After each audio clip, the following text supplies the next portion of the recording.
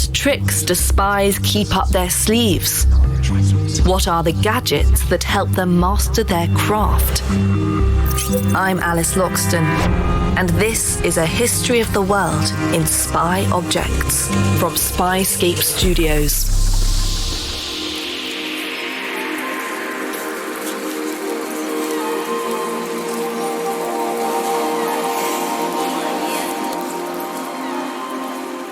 Conventional wisdom dictates that one should never judge a book by its cover.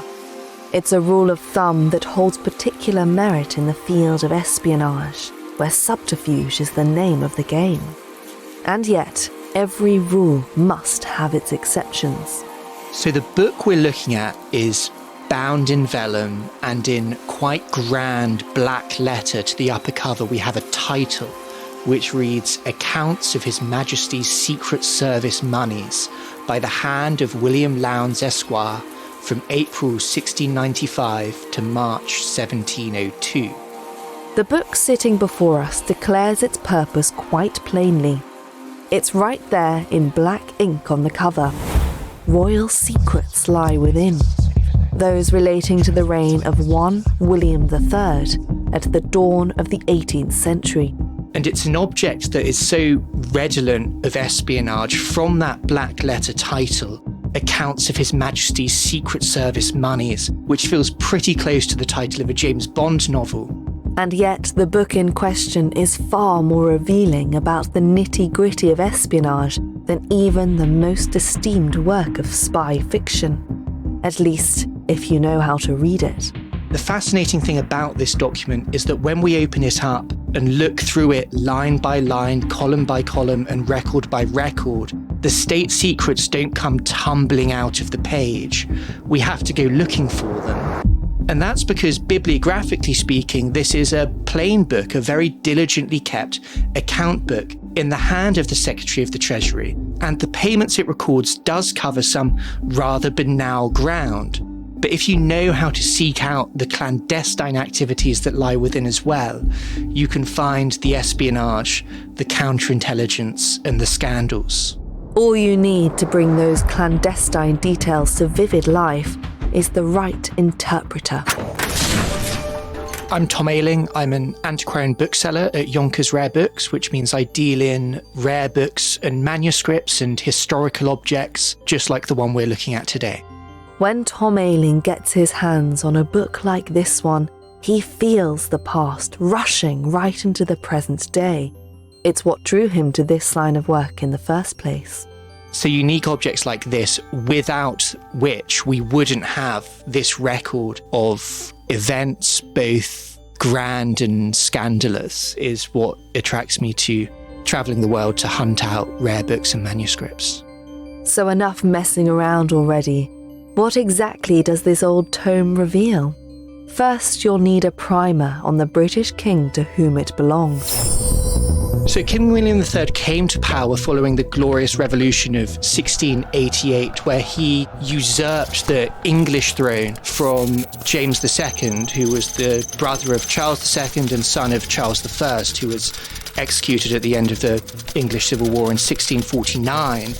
The key thing about William III was that he was already king of the Netherlands and was a leading Protestant figure in Europe. And although in name Charles I and James II were supposed to be Protestant kings, they were both in practice and in private Catholic rulers, and there was huge uncertainty and unrest about the treatment of Protestants in England and the closeness of James II to what was then the European superpower, which was Louis XIV's Catholic France.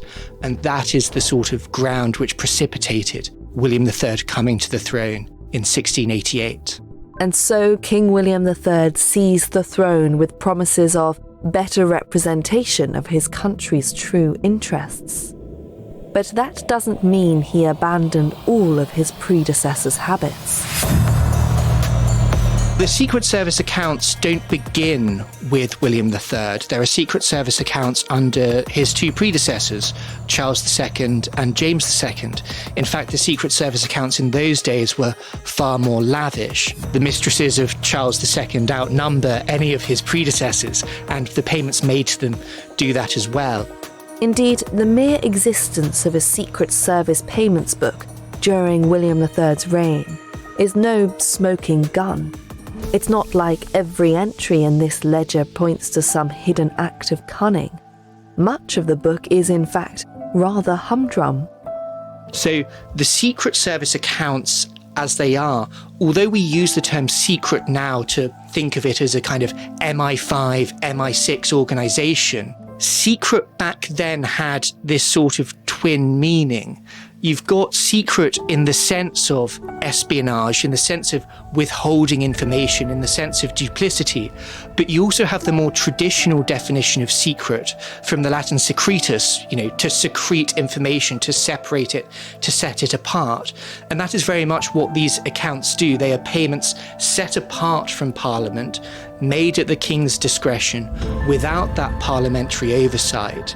And therefore they can include banal things like paying for stationery and paying for couriers. But if that's all there was to be found in this ledger, well then, you wouldn't be hearing about it today.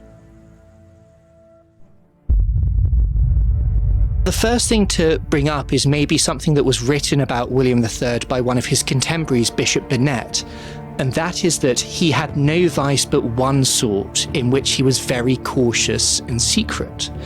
And historians have debated for centuries, since William's own day, about what this vice might be.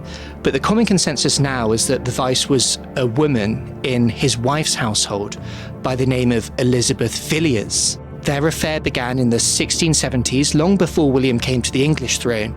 And their relationship continued through the Glorious Revolution right up until the death of William's wife Mary in 1694. Now, it's said that just before Mary died, she burned all her private correspondence and wrote William a final letter to be opened and read after her death. And in it, she implored him to dismiss Elizabeth Villiers from his service. But the question is, did he fulfill his wife's dying request? Tom Ayling believes we may be able to answer that question with this very book. Because just a week apart in the summer of 1695, we can see two payments made to Elizabeth Villiers, totalling a sizable £1,900, and these are recorded in the book as His Majesty's Free Gift and Royal Bounty. And after this, we don't see a payment made to Elizabeth Villiers again. Instead, from the following June, we see payments made to Elizabeth, Countess of Orkney. Elizabeth of Orkney received £500 that June, another £500 that July, and £2,500 in September. And in the meantime, as the name change suggests, she had been married off to a brave soldier, George Hamilton, the Earl of Orkney. Now, it's said that William never saw Elizabeth Villiers in public again after the death of Mary and after her marriage. But we're left to guess at any potential lingering affections, because even after 1695, we can track through the Secret Service accounts payments made to Elizabeth of Orkney totaling £4,000 a year. Elsewhere in the ledger, the revelations stray away from King William III's personal affairs and enter the realm of the geopolitical. Before becoming King of England and afterwards, William III was locked in conflict with the great superpower of the period, Louis XIV of France, and the impact on Britain of this conflict after he came to the throne was considerable. In 1694, the Bank of England was founded to help bankroll this very conflict. And so William, in addition to this, used the Secret Service accounts to pay French spies to gather intelligence at the French court on his behalf. And we can see one record very early on in this book made to a man called Monsieur Louis Puel, a Frenchman. And this is recorded as a payment made for foreign gazettes and intelligences furnished to the Treasury Lords, being at the rate of 2 pistoles a month. A pistol being a French coin for a French traitor. In times of war, a monarch was required to use every available weapon at his disposal, and espionage was nothing short of essential. It's not uncommon, looking at this situation, the ongoing 9 Years' War with France, that you would have French spies in the English court. But one of the most regular payments of the book is a rather mysterious one, and it appears in the record book usually as follows: Marguerite Godet, widow, for foreign gazettes and intelligences, and her name appears 22 times as we look through this book at regular quarterly intervals, paying her £5 5 or an annual salary of £21, which begs the question, why is this French widow being paid money so regularly by William III? And that's because she was married to Gideon Godet, who was employed as a British envoy to the court of Louis XIV and fulfilled his role as a spy, both to William III and to previous English monarchs, because we see his name come up in earlier Secret Service accounts. The story of Gideon Godet is a fascinating one that sheds light on the mechanics of espionage at the tail end of the 17th century. In the spring of 1684, he was sent as a secret envoy on behalf of the Hudson Bay Company to recruit a French explorer, Pierre Esprit Radisson, into their service. And the bargain he made with Radisson was a salary paid by the Hudson Bay Company, lodgings in London, and marriage to Godet's daughter. So Radisson ended up moving to London, living with the Godets, becoming their son-in-law, and being one of some 50,000 Huguenots who fled Catholic persecution in France. Godet's role throughout this period is fascinating, not just as spy, but as spy catcher. So we're not just seeing an intelligence operation here, we're also seeing a counterintelligence operation recorded in this document. He thwarted spies working for the French crown, including one who was paid the handsome price of 100 crowns a month from Francois-Michel Letellier, who was Louis XIV's Secretary of War. To scroll through this centuries-old ledger, line by line, is to grow more and more acquainted with William III as both a man and a monarch.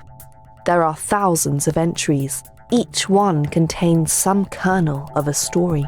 But one that stood out to me from a book history perspective is something that is slightly counterintuitive to one of the narratives that is often told about the Glorious Revolution. It's often heralded as a significant event for British freedoms. We get the Bill of Rights in 1689, but when we look at the entries in the Secret Service account book, we can see that this is not always the case. There is a payment, for example, to one John Gellibrand for his role in suppressing the British press. And his entry reads that he is receiving payment for discovering a private printing press in Fetter Lane, according to a certificate of Sir William Trumbull, one of his principal secretaries of state, pursuant to His Majesty's proclamation of the 13th of September 1692.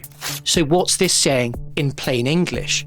The proclamation that this private press discovered by Gellibrand is going against is one made for the better discovery of seditious libellers.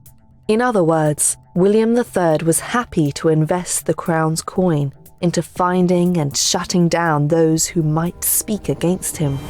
Evidently, he was not immune to the paranoia that so often sneaks in with power. So we aren't just seeing payments made for foreign spies and secret lovers, we're also seeing those made to people doing the king's dirty work for him and being handsomely rewarded for doing so. That a document like this, with all of its profound insights, has survived for 3 centuries is no mere accident. One of the interesting things about this book is how it's come to be where it is today, which is to say its provenance. The book was completed in 1702, but later that century it comes up at auction by Samuel Baker, who was the founder of Sotheby's. And interestingly, the book was bought not by a random book collector, but by the son of the man who wrote it. It was bought by Charles Lowndes, who was one of William Lowndes, remember, William III's Secretary of the Treasury, one of his 25 children. And Charles Lowndes himself would go on to follow in his father's footsteps and become Secretary to the Treasury later in his life. Not every hidden record of the monarch's secret affairs survives for future generations to pore over, but this one did. And the remarkable thing about this book is that it's still here. Many such documents and the secrets that they contain are lost to the ravages of time, be it fire, flood, or neglect. The survival of documents like this isn't guaranteed, and it's probably largely in part to the fact that the first buyer of the book at auction was the son of the man who wrote it. And keeping it in those safe hands means that over 3 centuries later, we can explore the secrets that it contains.